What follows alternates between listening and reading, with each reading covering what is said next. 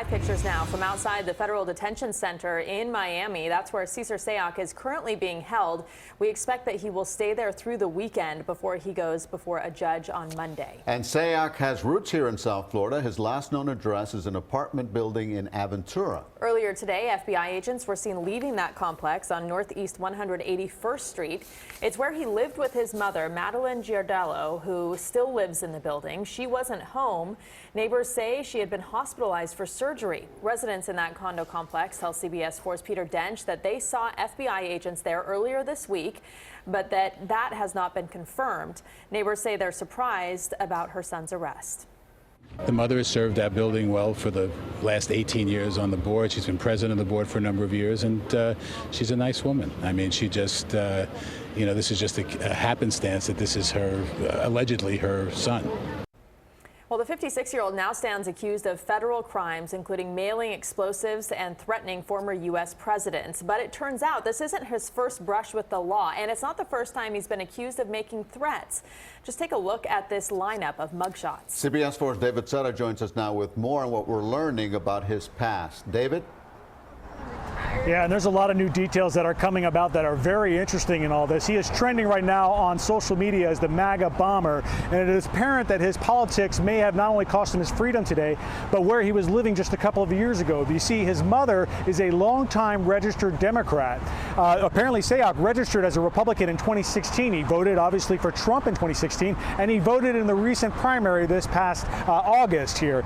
But when that all went down in 2016, when he registered as a Republican, him and his mother had apparently a big fight, and he was kicked out of the house. He was living in his van, pushed out into that van with covered in right-wing stickers and all that, and that is where authorities are saying now that he plotted what was going on with these bombings, and that also he posted all of those hate messages on social media. And in the end, it turned out that it was all that criminal history that he had here in South Florida that busted this case wide open.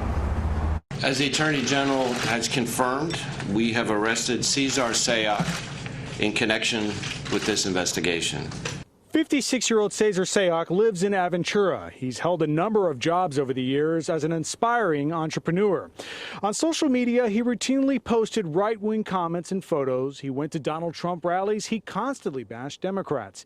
If he drove by you, you could not miss him, his van covered in right-wing stickers. Those who knew him well say he was certainly passionate about politics. Every conversation we ever had rolled right back into politics. No matter what subject it started on, it would always roll around to politics. Justin Humberger, speaking to us by phone, used Sayoc as a business manager a couple years ago. His views are, yes, very Republican and very right-leaning, but it's never come to where he's threatened anybody or an act of violence. He's like, these people should die because of their views or the policies they're instating. Humberger sent us screenshots of texts Sayoc had sent him recently, one featuring a photo of him holding an I voted sticker and making a statement supporting Republican candidates Rick Scott and Ron DeSantis. In another text, Sayoc actually sent a link to a news story about one of the pipe bombs he allegedly sent to a Democratic supporter, George Soros. I don't expect him to have the technical skill to create a device to kill people.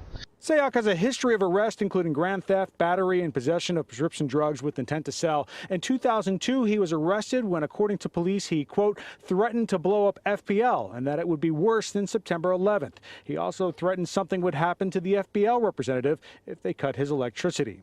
Sayoc was sentenced to 1 year of probation. Ultimately, its fingerprints recorded during those previous arrests that linked him to the pipe bomb packages. Once a fingerprint was found on one of those devices and run, the FBI were onto him.